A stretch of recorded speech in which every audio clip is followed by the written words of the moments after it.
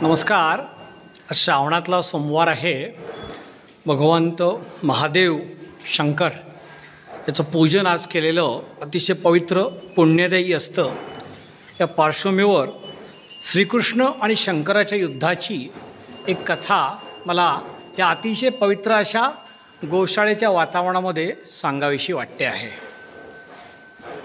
आपल्याला आश्चर्य वाटेल की शंकर आणि श्रीकृष्ण यांची कशी काही लढाई होऊ शकते.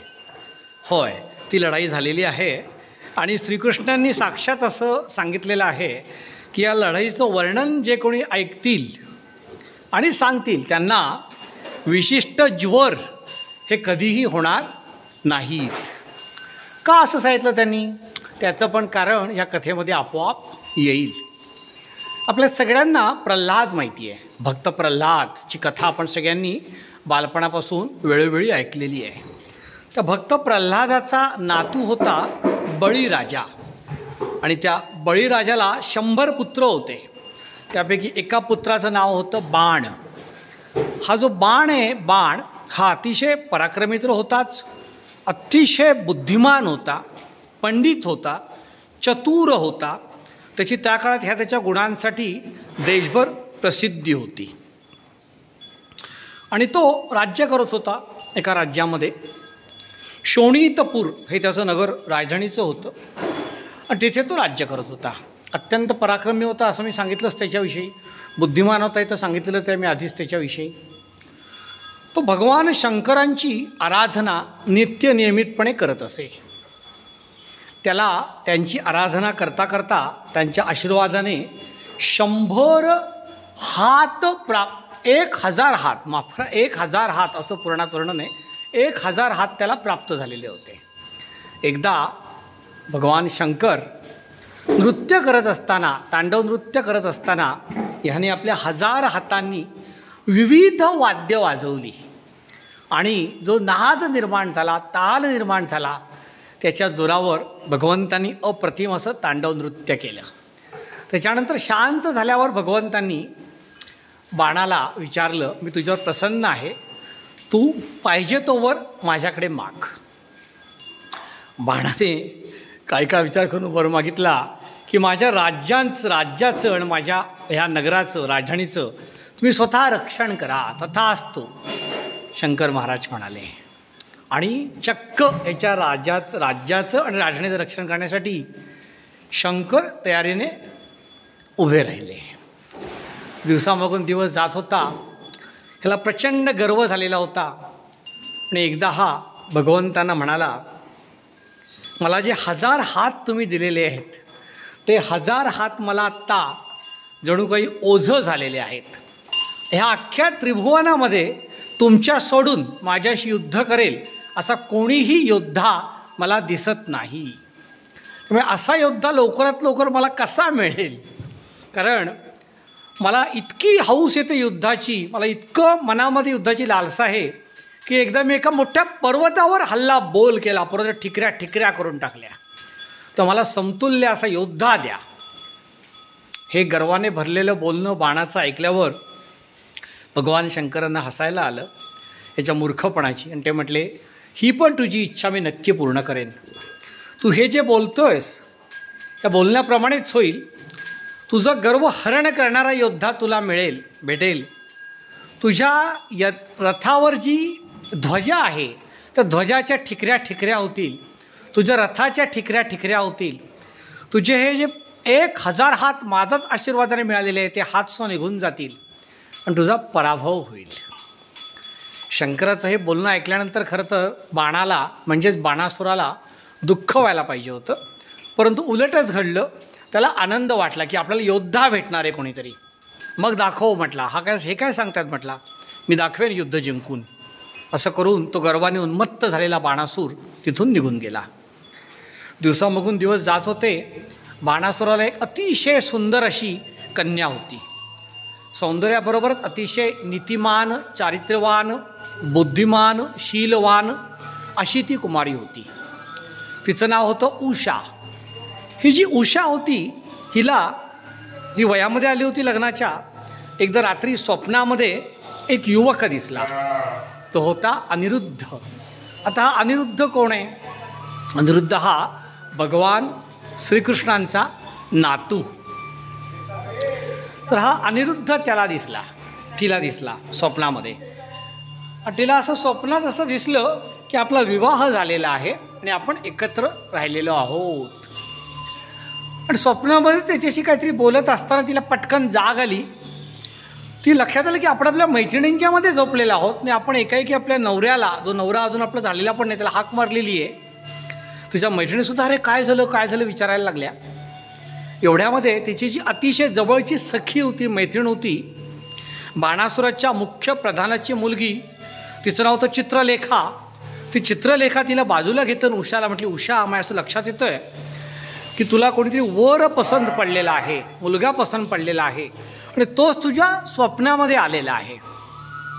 तर तू अजिबात लाजू नकोस, त्याचं वर्णन कर, मी चित्र काढते. ही जी चित्रलेखा होती तिला अनेक वर प्राप्त झालेले होते. ती त्रिखंडात मनाने येईल त्या वेगाने हिंडू शकत होती. जणू काही ती काहीही करू शकत होती.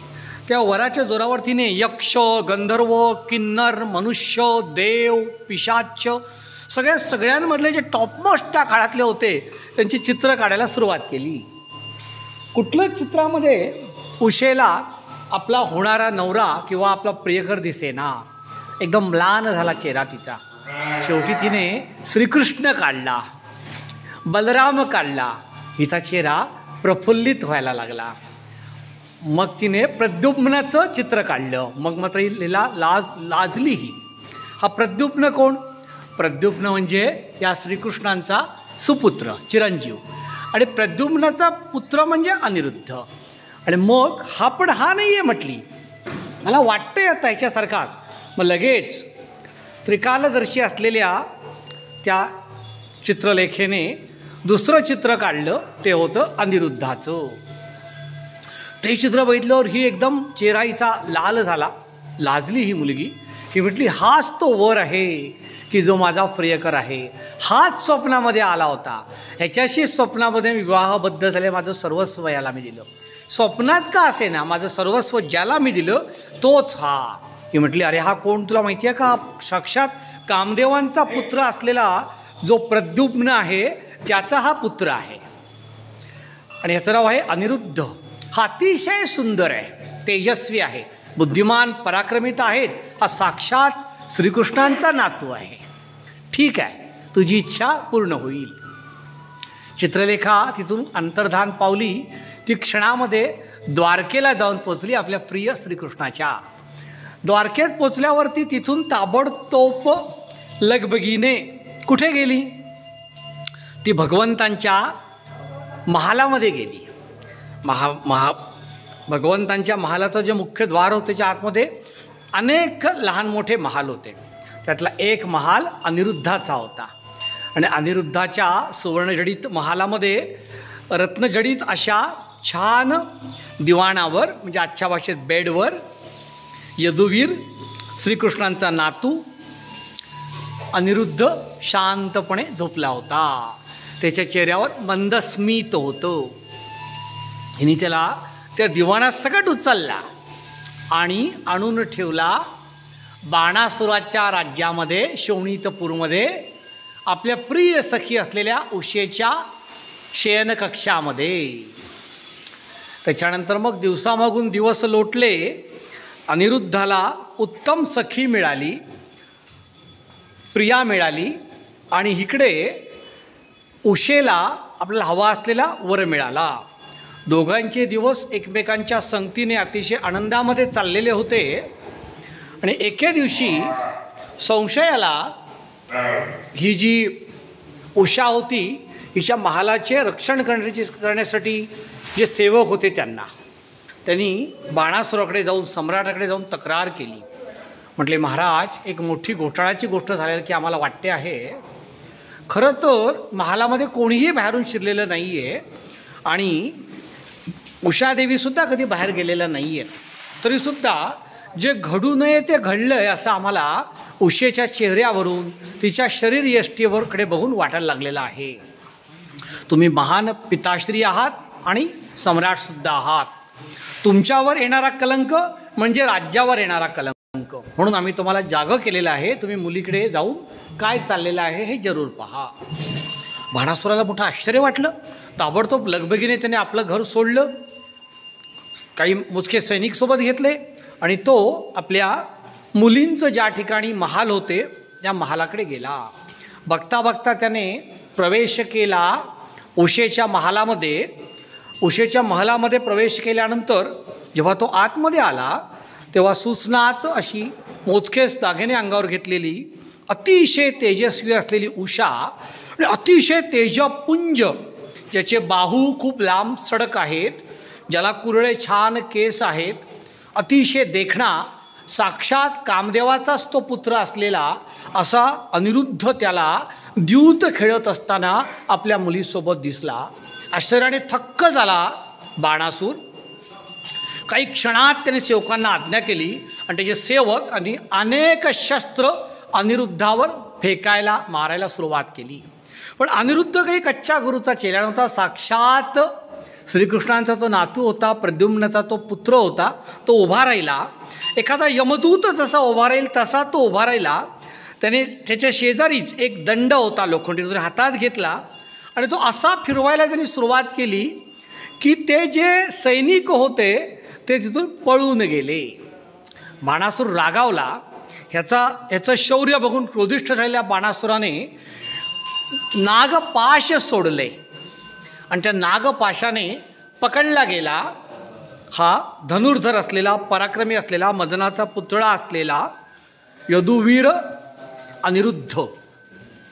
अनिरुद्धला पकडल्यानंतर उषाला खूप दुःख झालं.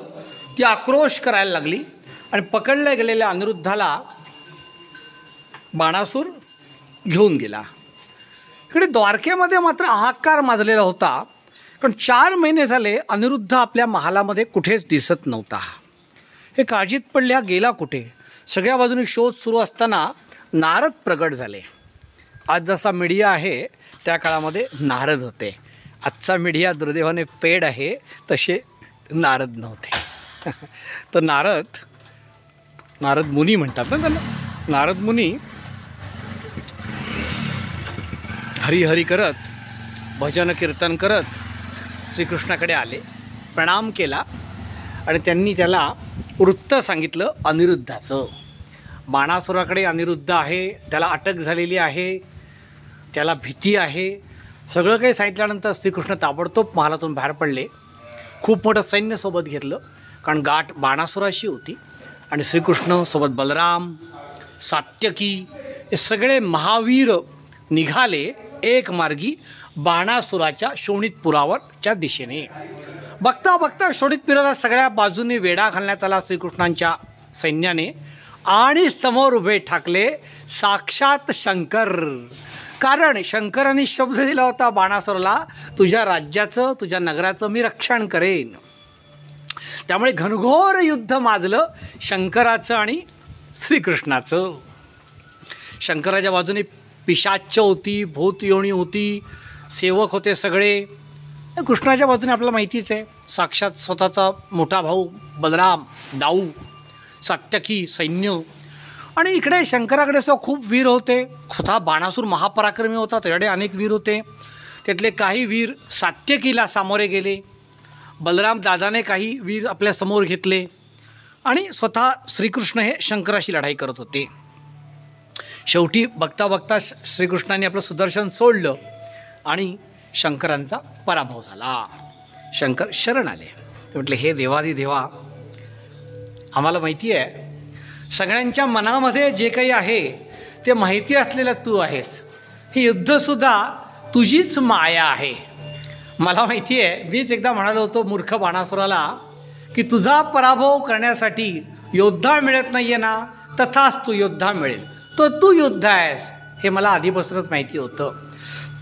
मी भोळेपणाच्या कुठल्या तरी क्षणी शब्द दिला म्हणून तुला यावं लागलं माझ्याशी लढण्यासाठी. हे पण मला माहिती आहे तू मला तर हरवलेला आहेसच, पण तो मूर्ख बाणासूर काही ऐकणार नाही. आणि तेवढ्यात बाणासूर आलाच तरी 1000 हातांनी हल्ला केला एकाच वेळी. श्रीकृष्णांनी एकच अस्त्र सोडलं त्या अस्त्राने त्याचा ध्वज तुटला, फुटला, तुकडे झाले. रथाचे 4 तुकडे 4 बाजूला गेले आणि स्वतः बाणासुराला जखमा झाल्या. तिथून बाणासूर निघून गेला, अतिशय क्रुद्ध झालेला. त्याचवेळी आपल्याला जिवंत सोडलं म्हणून ज्याला लाज वाटत होती असा क्रोधाने आणि सुडाग्नीने पेटलेला असा हा बाणासूर परत गेला आहे आपल्या घरी.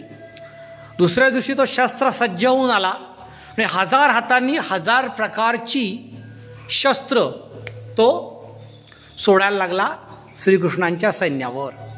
साक्षात श्रीकृष्ण सामोरे आले बाणासुराला आणि त्यांनी मनोमन प्रणाम केला आपल्या धनुष्य बाणाला आणि एक बाण सोडला की ज्याने त्याचे 995 हात कापले गेले. फक्त 5 हात राहिले आता बाणासुराला. मग त्याचा रथ मोडला, त्याला सगळ्या बाजूनी घेरलं श्रीकृष्णाच्या बाणांनी आणि बाणासूर शरण आला.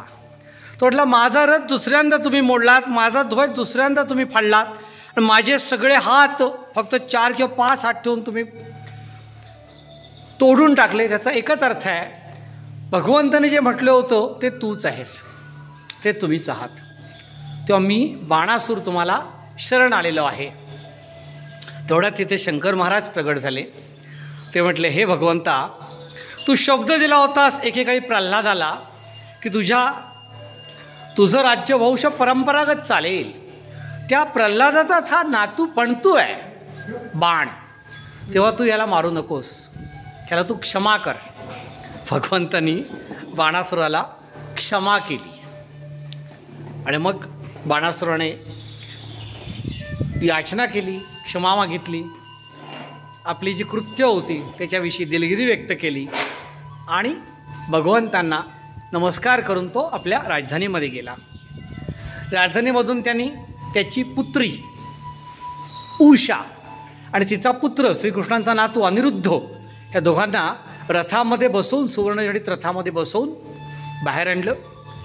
श्रीकृष्णांचा त्याच्यासोबत असणाऱ्या सगळ्यांचा यथोचित सत्कार केला, सन्मान केला, धूमधडाक्यात विवाह करून दिला आणि अतिशय आनंदाने आपल्या नातवाला आणि नातसुनेला घेऊन भगवंत द्वारकेला परत आले. त्या द्वारकेचं वर्णन काय करावं. द्वारकातले सगळे यादव आणि सगळी प्रजा श्रीकृष्णांना सर्वस्व मानणारी होती, त्यांच्यासाठी काही करण्यास तयार असलेली होती, त्यांच्या सुखात सुख, त्यांच्या दुःखात दुःख मानणारी होती. त्यांनी विजयोत्सव साजरा केला. असे आनंदाचे दिवस चाललेले होते. भगवान श्रीकृष्णांना ज्यावेळेला शंकराशी युद्ध सुरू होतं त्यावेळी शंकरांनी त्यांच्यावर एक अशा प्रकारचा बाण सोडला होता की जो बाण मी मगाशी म्हटल्याप्रमाणे कथेच्या प्रारंभी अनेक आजार घेऊन येणारा होता. जसे व्हायरस आज येतात तसा एक व्हायरस होता. श्रीकृष्णाने त्या व्हायरसला परास्त करून दुसरा व्हायरस सोडला होता. तेव्हा त्या व्हायरसने, त्या आजाराने, त्या रोगाने श्रीकृष्णांकडे शरण मागितलं. तर श्रीकृष्ण म्हणाले की कलियुगामध्ये जेव्हा जेव्हा ही कथा कोणी कोणाला सांगेल तेव्हा तो व्हायरस, तो आजार कोणालाही जवळपास फिरकू देणार नाही. तो आजार, तो व्हायरस तू दूर राहशील, कोणालाही तुझ्यामुळे त्रास होणार नाही, कोणाचाही शाप तुला लागणार नाही. तर ही कथा श्रावणाच्या प्रारंभाच्या दिवशी मला सांगावीशी वाटली. तुम्हाला कशी वाटली ते जरूर कळवा. नमस्कार. शेठ गोशाळा, शेठ कोकण विश्व, रत्नागिरी मंडणगडमधून मी सचिन शेठ. जय गोमाता, जय यदुर्वीर भगवान श्रीकृष्ण. वंदे मातरम.